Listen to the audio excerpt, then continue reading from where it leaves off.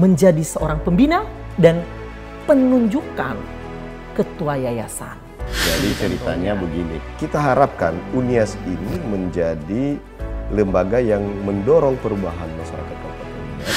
Itu SK-nya itu tanda tangan bupati, Bupati, Bos. oh waduh, Gitu, kan? Pak Bupati. Tanda tangan ketua pembina kan. Ketua pembina, betul. Nah, lalu kemudian loh, anytime kan dia bisa cabut SK saya. Kenapa saya dipilih menjadi PJ Rektor?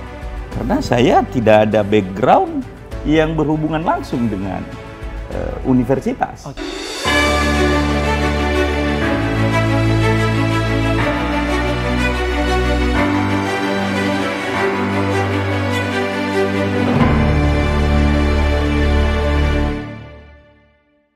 Halo sahabat Maiji, pendengar setia MRG Podcast.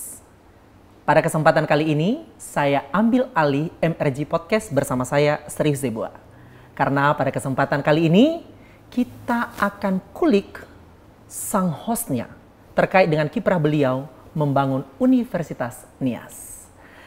Di studio MRG TV telah hadir orang-orang hebat dan luar biasa. Selamat datang di MRG TV Bapak Marinus Gia. Ya. Terima kasih Tuan saya rumah hadir di sini dari MRG Ya. Podcast. di studio Mr. GTV. Luar biasa sekali. Terima kasih. Ya, saya senang sekali loh. Ya. Pada kesempatan kali ini, saya berbincang dengan orang yang hebat dan luar biasa. Kiprahnya di dunia pendidikan, biarkan sahabat Maiji penasaran dulu. Karena masih ada orang-orang hebat di sebelah kanan saya. Oke. Saya juga menyapa orang nomor 1 di Kabupaten Nias, Bapak Bupati. Selamat datang di studio kami. Ya, terima kasih, Serius. Luar biasa sekali loh Pak. Di sela-sela kesibukan Bapak masih sempatkan untuk datang bertemu dengan kami. Untukmu apa sih? Saya nggak Karena ada sahabat akal. Maiji Iya. nih yang sedang menonton obrolan kita yang begitu serius pada malam hari ini. Oke. Yang tidak kalah penting di studio telah hadir PJ Rektor Universitas Nias, Bapak Eliunus Waru. Selamat datang di studio kami. Oke, terima kasih telah diundang bergabung di studio Mr. G.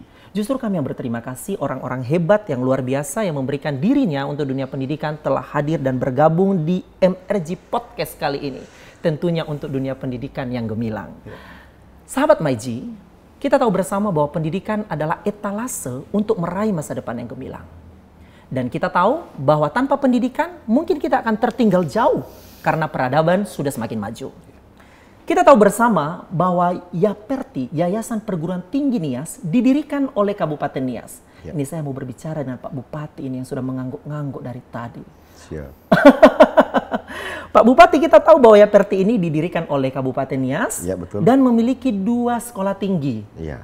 IKIP, Institut Keguruan dan Ilmu Pendidikan, kemudian STIE, Sekolah Tinggi Ilmu Ekonomi, kemudian menyatu menjadi UNIAS, ya. Yang IKIP menjadi FKIP dan STIE menjadi FE. Dan tentunya ada jurusan baru nantinya, Fakultas Sains dan Teknologi. Ya. Berarti kalau kita lihat runutannya, secara langsung maka pemimpin daerah Kabupaten Nias akan menjadi pembina YAPERTI. Iya. Dan tentunya sekdanya akan menjadi ketua yayasan. Ya. Boleh bercerita dengan sahabat Maiji pada kesempatan kali ini, bagaimana prosesnya menjadi seorang pembina dan penunjukan ketua yayasan. Mungkin Pak Bupati bisa bercerita, santai saja Pak Bupati. Jadi Tinggi ceritanya tentunya. begini, karena Ya, kan silakan. yayasan itu kan badan hukum.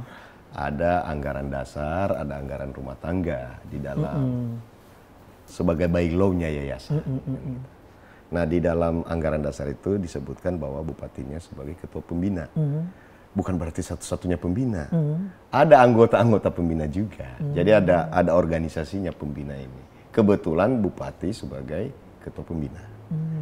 Itu di anggaran dasar Yayasan Perguruan Tinggi Nias yang berlaku saat ini. Memang ada perubahan yang dilakukan kalau tidak salah tahun 2020. Satu yang lalu atau 2020. Sehingga tidak lagi ex officio sekda sebagai ketua yayasan. Tapi Bupati masih. Tapi Bupati masih ya. Bupati masih. Berarti nggak Sebagai fair ketua juga pembina. dong. Jadi bukan soal fair nggak fair. Ini kan persoalan, kita lihat sejarahnya bahwa YAPERTI ini didirikan sebagai kepedulian Kabupaten Nias untuk membangun sumber daya manusia di Kabupaten Nias dulu sebelum dimekarkan beberapa kabupaten lainnya ya. kota. Betul. Karena saat itu kalau kita lihat sejarahnya tahun 65 atau 66 kan tidak ada perguruan tinggi di Nias. Betul. Dan kebutuhan pemerintah saat itu untuk mengisi birokrasi sangat digantungkan atau sangat tergantung dengan lulusan dari luar daerah. Maka ada inisiatif terutama dulu untuk keguruan. Karena kalau mau mendorong masyarakat Nias ini maju pendidikannya, guru yang harus. Maka dibentuklah IKIP. Dan itu jadi Yaperti ini sejarahnya itu sebenarnya yayasan IKIP awalnya, Yayasan Institut Keguruan Ilmu Pendidikan. Kemudian baru berubah menjadi Yayasan Perguruan Tinggi. Tapi IKIP ini memang mencetak guru-guru handal sih. Oh iya, hampir seluruh bumi Nias ya. Iya, guru-gurunya itu dari IKIP. Sudah cukup banyak lah kontribusi lulusan IKIP di dunia pendidikan kemajuan di Pulau Nias sehingga bisa Pulau Nias itu seperti sekarang. Luar biasa sekali. Kontribusi IKIP cukup besar. Jadi harus kita akui itu. Itulah cikal bakal Unias ini dari IKIP itu. Kemudian mungkin tahun 80-an atau 90-an di Yaperti juga mendirikan Akademi Manajemen yang nanti tahun 2000 berubah menjadi Sekolah Tinggi Ilmu Ekonomi. Ilmu Ekonomi STIE ya. Nah, itu semua inisiatif pemerintah Kabupaten Nias bagaimana mendorong sumber daya manusia Nias menjadi sarjana-sarjana setidak-tidaknya untuk kebutuhan lokal dulu. Itu. Nah, sekarang dengan terbukanya dan semakin majunya pendidikan, maka Unias ini harus berperan lebih lagi. Jadi bukan lagi sekedar hanya mengisi, tapi bagaimana menjadi lokomotif perubahan. Bukan hanya di Kepulauan Nias kalau bisa, kita harapkan di regional Sumatera Utara, bahkan bisa sampai ke nasional ya. Karena kenapa? Ini akan diuntungkan dari banyak sisi.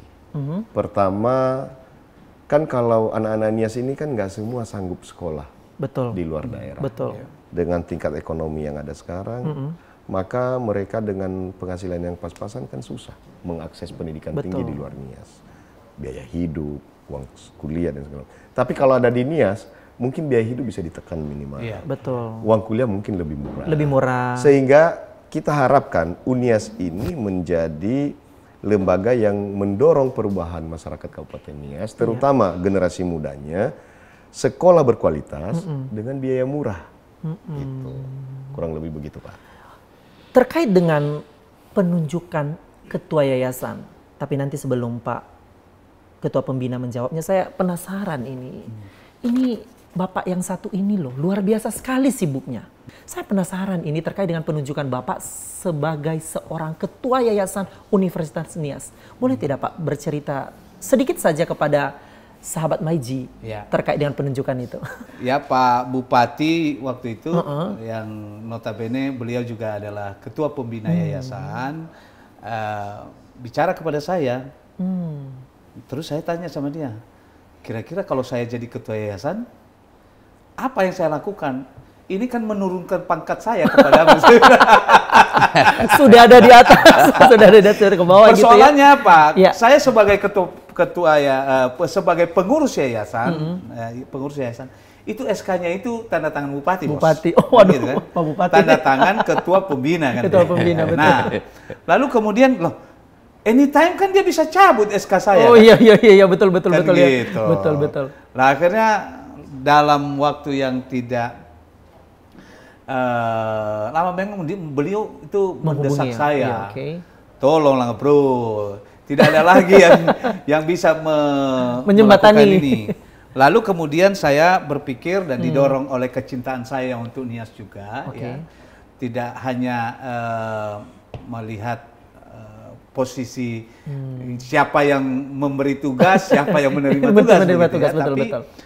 Karena memang saya selalu menggelorakan soal kecintaan Nias itu. Membangun Nias itu kan tidak bisa hanya dinilai dari membangun infrastruktur yang ada. Betul. Tapi kalau membangun yang lebih berkesinambungan itu ya harus bangun sumber daya manusia. Betul ya. Sehingga karena rasa cinta saya kepada Nias yang selalu saya gelorakan melalui lagu Tanah Niha itu, Hemukoli Rau Bazaru, Balis Sauli Fudu, ya. Ya betul. Lalu kemudian saya bilang oke lah, saya kan siap, tapi kemudian nanti bagaimana caranya?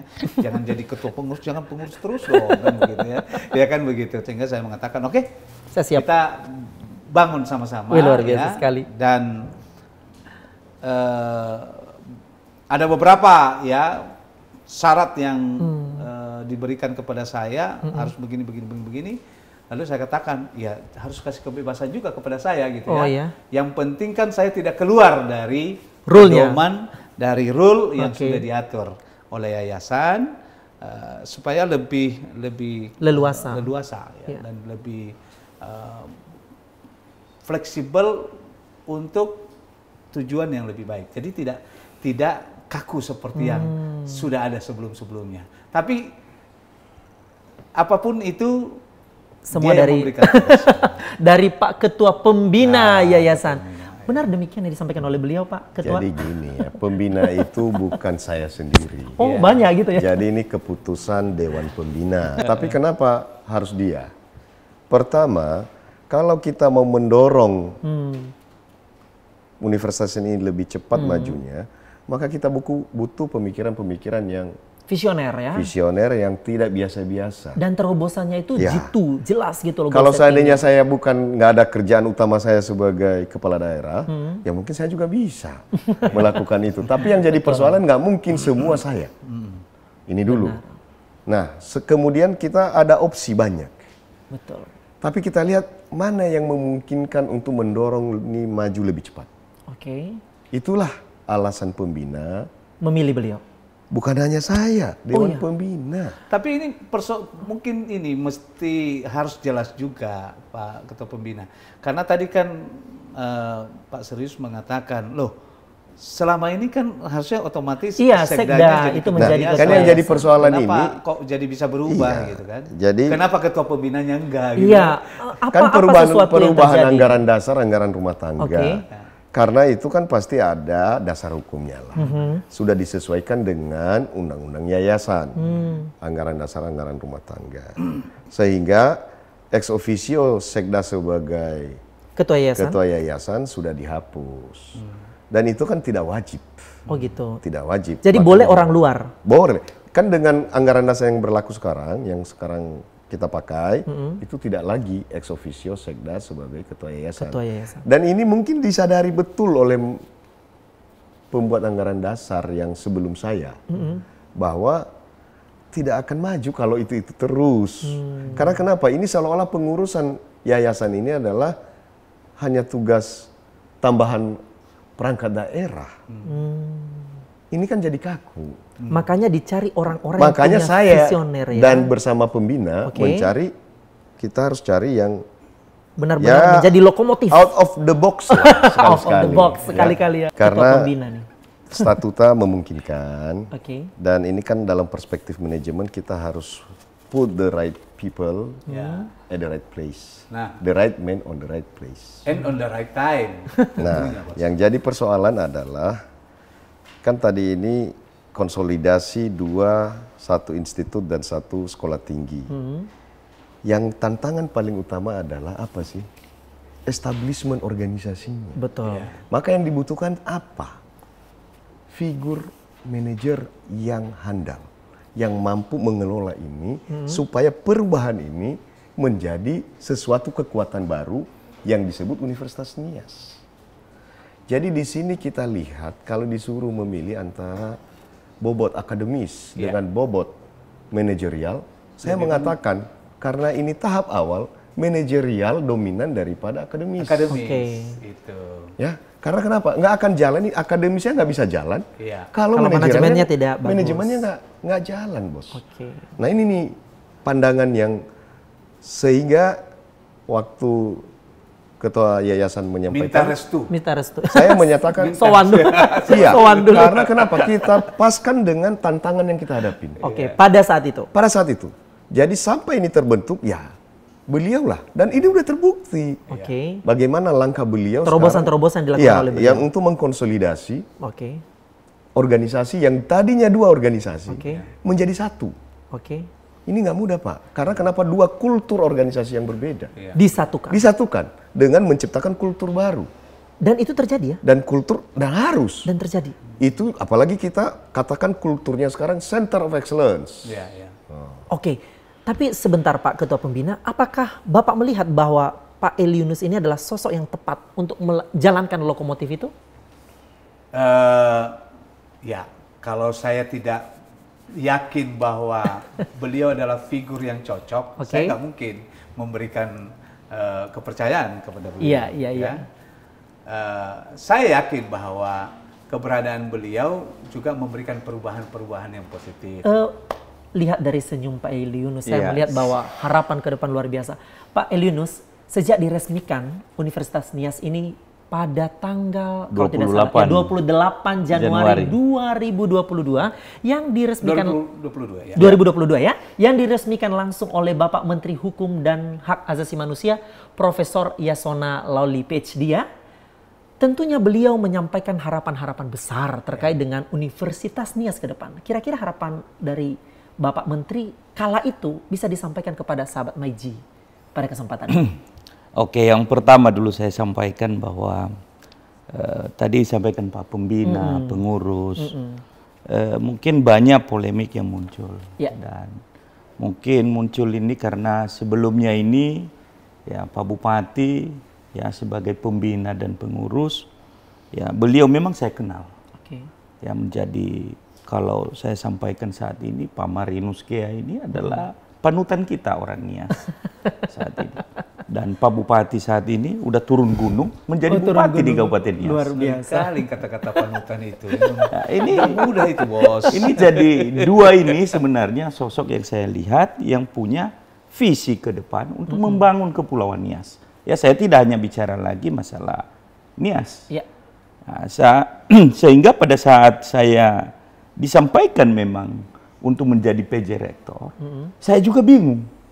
Ini kenapa saya dipilih menjadi PJ Rektor?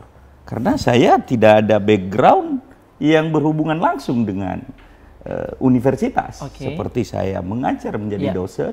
Walaupun sebelumnya memang saya pernah juga, ya waktu tamat kuliah itu, ya setelah meja hijau hari Sabtu, Senin pada saat itu, sarjana pada saat itu kan sudah bisa mengajar di kelas. Ya saya memang beberapa bulan mengajar juga di USU pada saat itu, karena ada salah satu dosen yang pada saat itu pensiun. Sehingga saya menggantikan mata kuliah itu. Ya, dan itu udah cukup lama.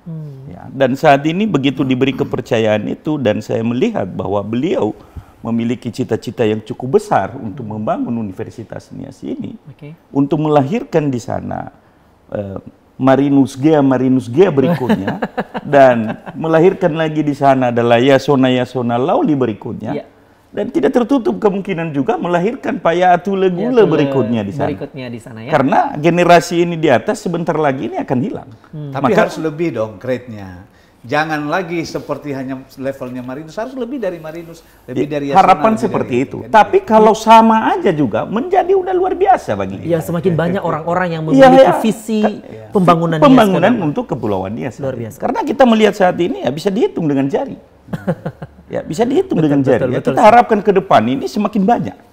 Ya Marinus, Yasona, dan Yatule, dan siapa yang punya visioner lagi yang menjadi tokoh panutan kita di tingkatan nasional. Pesan Pak Yasona waktu itu ketika peresmian Universitas Nias, adakah pesan yang harus disampaikan kepada Maiji pada saat ini? Artinya Pak Lawli, Pak Menteri waktu itu meminta